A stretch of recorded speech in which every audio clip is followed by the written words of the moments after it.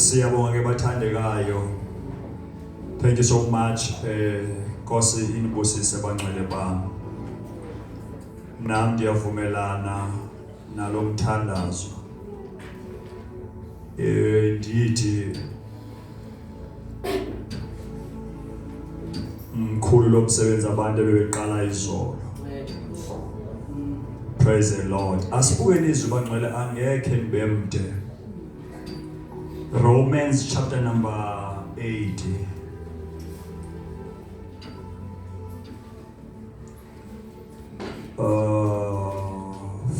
Sifunde ku verse 18 siyophela ku 22.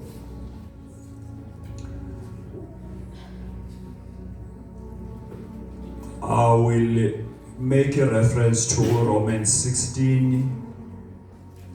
Ngeke samfunda yena chapter number 16 ake sifunde nje Romans chapter 8 from verse 18. Yes. I consider that our present sufferings are not worth comparing with the glory that will be revealed in us. For the creation awaits eager expectations for the children of God to be revealed.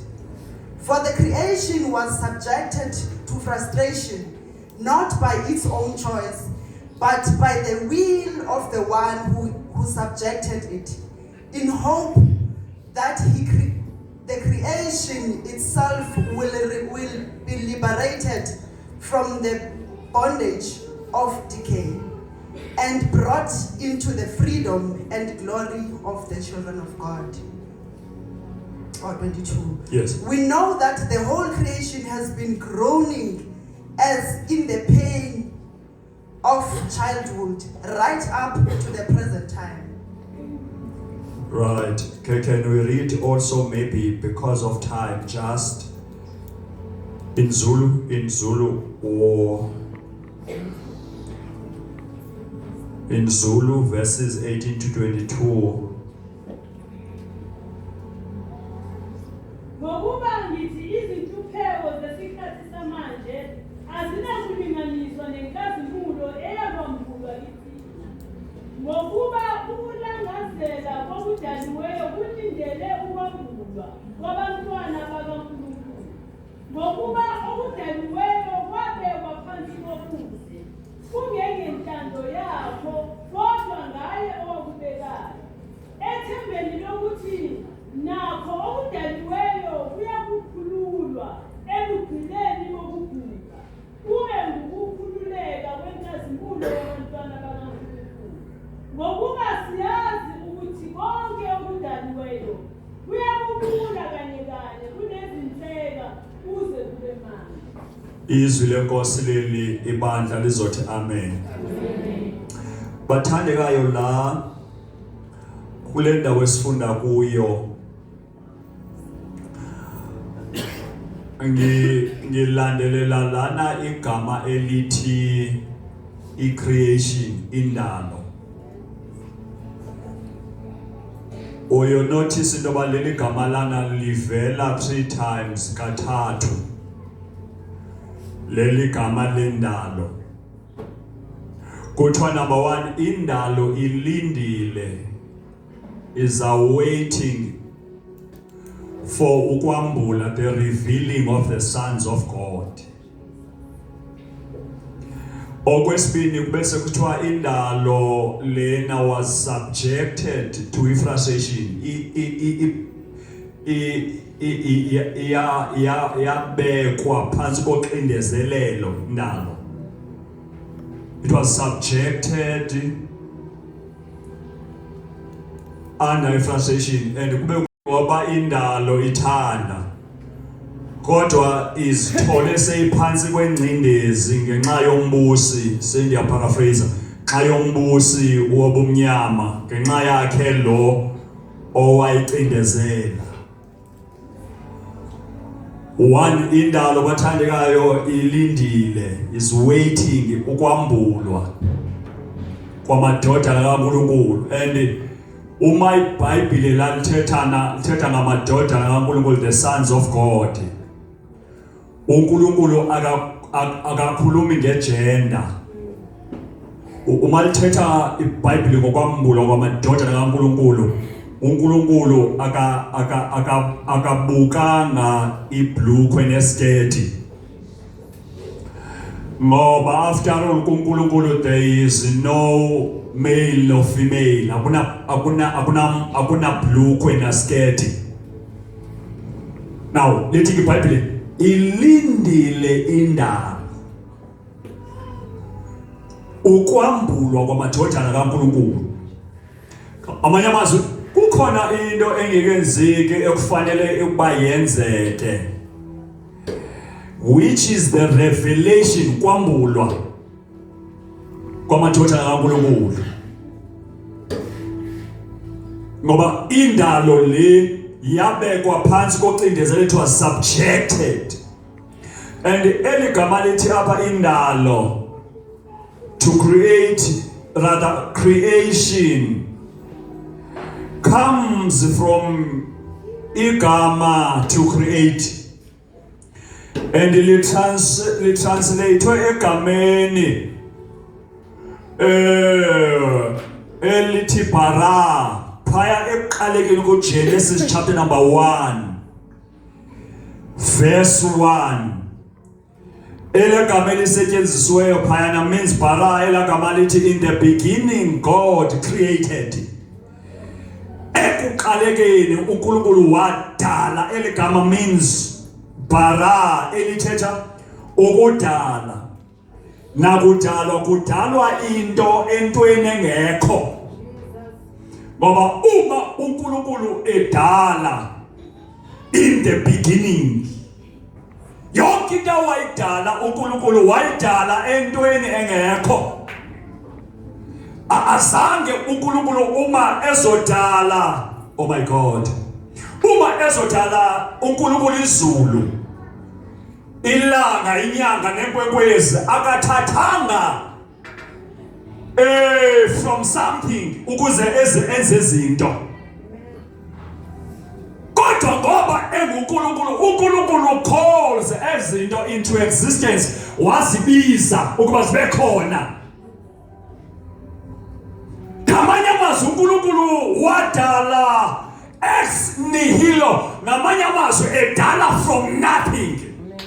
Oh God. In the beginning God created. Now leyo ndalo uThixo wayidala ekuqalekeni. Njengoba lisizwe lenkosi, in the beginning God created. Leyo ndalo lithi ke izwi lenkosi lindile. Ilinde ukwambulwa, ukuvezwa kwamadodana kaNkulunkulu. Yindile indaba. Ilinde ngoba indalo lena has been subjected under frustration. Oh God, oh God, oh God. Indalo lithi izwi lenkosi kwendawo leli kaYehova ihlabathi. Libe seliqhubeka lithi kanye nenzaliseko yalo nabo bonke abamileyo kulo. The earth is the Lord, the Lord's. Leli kaYehova yindalo, indalo kaNkulunkulu lithi amazulu phezulu, emhlabeni ezantsi izilwandle, inyoni nako konke ezizinto, indalo, the creation ilindile kwambulwa kwamadodana kaNkulunkulu. Aphi amadodana kaNkulunkulu? Ngoba kulindwe ukwambula, ukuveliswa kwamadodana kaNkulunkulu. Bakhona abazalwane bayakholwa, yebo, kodwa baphi na amadodana kaNkulunkulu? Amen. Oh God. Uwani lithi ke izwi lenkosi kule ndawo indalo ilindile, ngoba indalo lena was subjected to frustration. Lithi lami iBhayibheli, not by its own choice but by the will of the one who subjected it.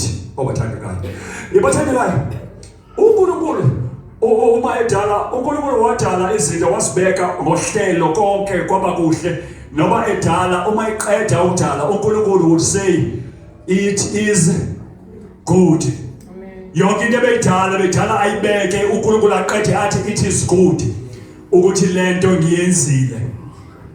Kwathi mzukwana kwa revolta uSathana wavukela umbuso kaNkulunkulu nengxenye yamadimoni balahlwa behla bezezantsi kwabakhona ukuphenduka nokwanakala komhlaba. Uma uSathane lahlwa elahlelwe ezantsi emhlabeni kwaba khona ukwanakala kwezinto, kwaba khona ukuphenduka kwezinto, kwaba khona icorruption eyayingekho endalweni kaNkulunkulu, kwaba khona ukwanakala kwezinto. Ukushifta ukwehla kwaSathana kwaba khona ukushifta komuntu endaweni kofuze umuntu ahlale kuyo. Ukwehla kwaSathana kwenza uba emhlabeni kube khona izinto uNkulunkulu angazange wazidala, kube khona ukufa uNkulunkulu angazange wakudala, kube khona ukugula, kube khona izifo, kube khona yonke into ekhona engazange yadalwa uNkulunkulu in the beginning. Ikhona into ethethwayo lana eyesithathu ngendalo, lithini izwi leNkosi bangcwele bami? Libe sesithi awesithathu iyanqwina. It is groaning. Oh my daughter. 3 things. La ngendalo. Indalo ilindile. Okwesibini indalo was subjected to frustration. And okwesithathu lithi iBhayibhile indalo apha it is groaning. Iyanqwina. It is groaning indalo. Ubuka kukhona ezinto ezingakazenzekayo.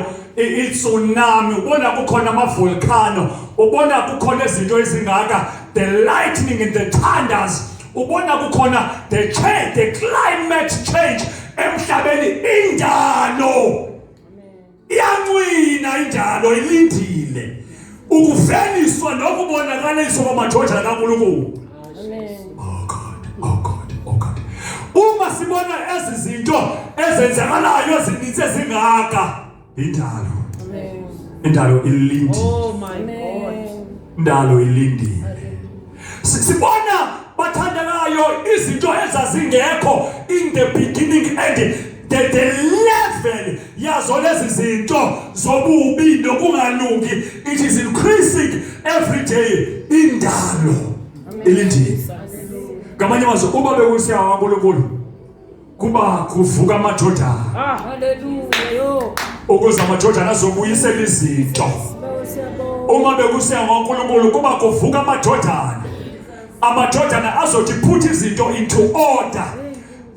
Uma bekusiya kaNkulunkulu bakuvuka amadodana azo-aligna izinto in order. Amadodana azokhomanda, amadodana azoyalela, amadodana azothulisa isimo.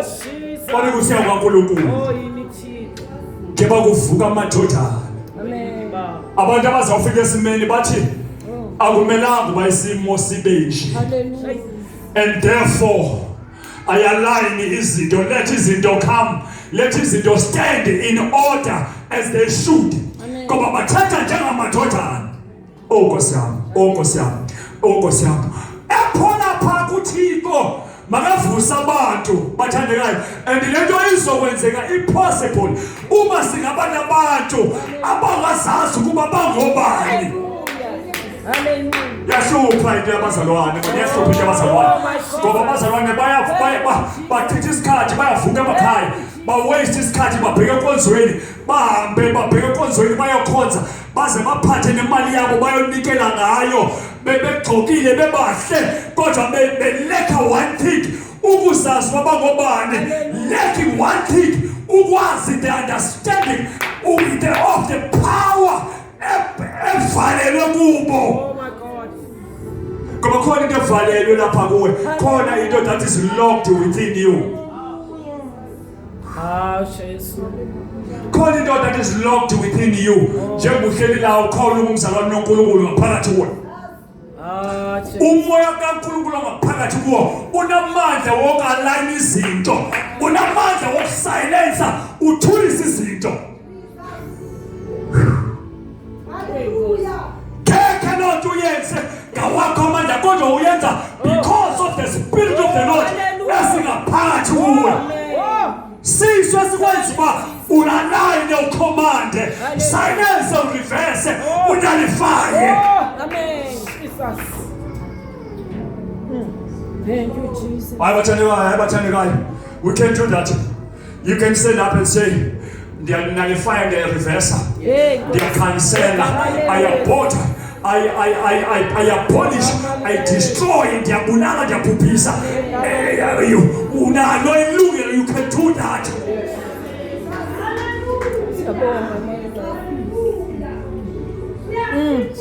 Yebo, unalo ilungelo lokusiphula, uapprove with the roots. Egama lika Yesu.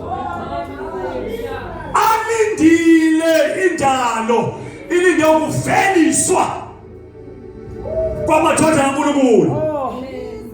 Abantu abazophuma la ezazinto zihamba with confidence. Izinto ezizohamba with confidence. Uhlobo labantwana oluzoya esikolweni with confidence. Jesus. Thank you. Uhlobo labantu oluzoya emsebenzini with confidence. Uhlobo labantu oluzothi I don't care what is the situation, what is the condition around me. Into endiyaziyo into yoba I'm a child of God, I'm born of God, I've got the spirit of the Lord ngaphakathi kwami. And I can do anything Hallelujah. through Christ who strengthens me. Amen. Yo, Nkosi. Siyabonga. Ilindile indalo bathandekayo, ilindile indalo. Uma ngaba ebengavuswa amadoda kaNkulunkulu nokukufa okungaka, nokugula okungaka, nolucinezelo olungaka, lungahlangana neyeza. Amen. Mahlangana neyeza.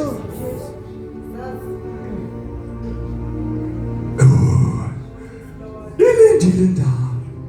And the problem here too, we're looking at ourselves and we think because of our tiniest bodies, it's about masses. And it is not about the size of the chariots.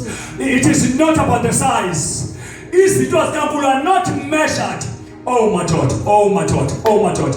Izinto zikaNkulunkulu bathandekayo are not measured by strength. Izinto zikaNkulunkulu bathandekayo are immeasurable and is immeasurable. Oh my God, oh my God. Bathandekayo, uNkulunkulu makayincede impilo yethu. Amen. Bekufuneka abantu. Amadoda and sonke lento uyasehlela uyabona namhlanje kukhona sizothandaza la kukhona abantu abazobuyela emakhaya besithi Lord I want to step up and be Lord God your sons ekulindele into abazirifilwe. But I tell you bazophuma apha besitsho but tomorrow Monday they will no longer be the saying that anymore. They will have given up or kule hope abayithathi kule faith and the hope abayithathile at this moment. Ngoba sebenza bengathethi loo nto bekufuneka abantu lento I am saying bathandekayo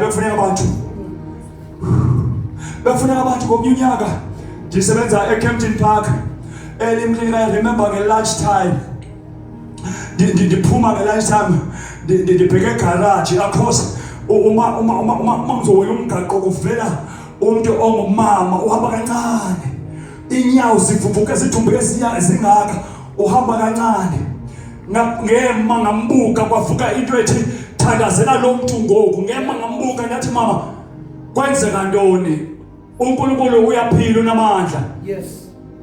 uNkulunkulu akusiza angakuphilisa ngoku lento obhekene nayo.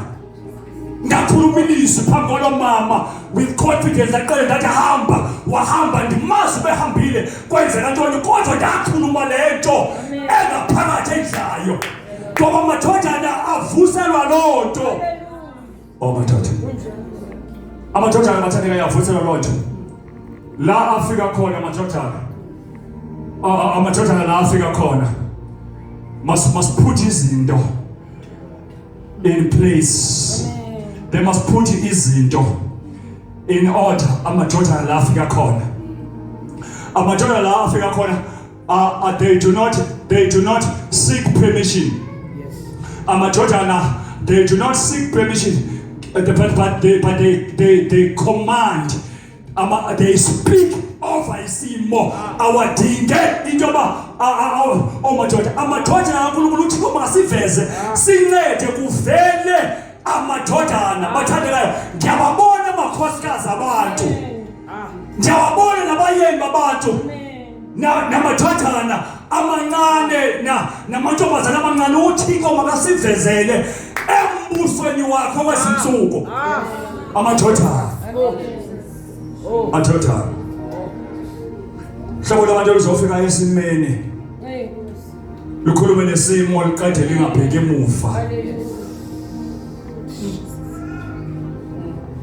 Abantu abazofika esimeni bakhulume nesimo baqede balala.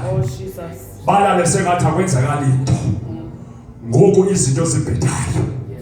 Funeka uhlobo labantu olunjalo oluzoya uma kufika isikhathi olala oluzoya endaweni yayo yothandaza lithi sekuyalala uNkulunkulu ngoba isimo sinjena ngisiyekela kuwe.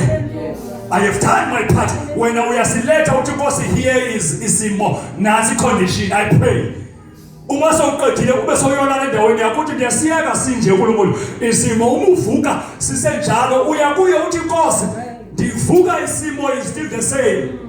Kodwa ikutshintshi lonto. Ukuba ube nguThixo unguye ngoku sisenje isimo. Makavelisa amadodana uNkulunkulu. I'm saying this with all my honest heart. Iqiniso yileli, we are far from this scripture, from realizing this scripture njengebandla. Kusafuneka siyomhlupha uNkulunkulu ukuthi uNkulunkulu, what do you mean? What must we do ukuze sibe ngababantu la elithi iBhayibheli lakho indalo ibalindile? Nkosi. Simenike izinyawo. Hayi bathandana bendithi kumele ukuba ke sibuyele kuThixo. Siyombuza ukuba Nkosi masenzeni ukuze sibe ngababantu elithi iBhayibheli izwi lakho indalo ibalindile. Masenzeni Nkosi. Kubani wazi yonke bami ukuba kuba unempendulo. Kubani yazi bafana basenzeni ukuze sibe ngabantu? I don't know. Because we have prayed, we have fasted. I don't know. Qiniso kodwa linye lelo basithandazile safasta.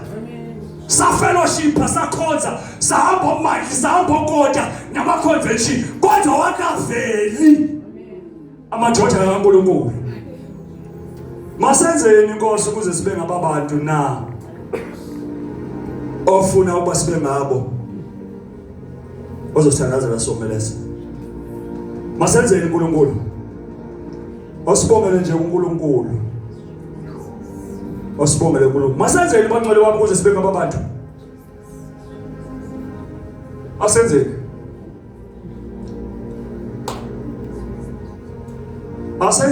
Asenzeni abathandekayo. What must we do? What must we do?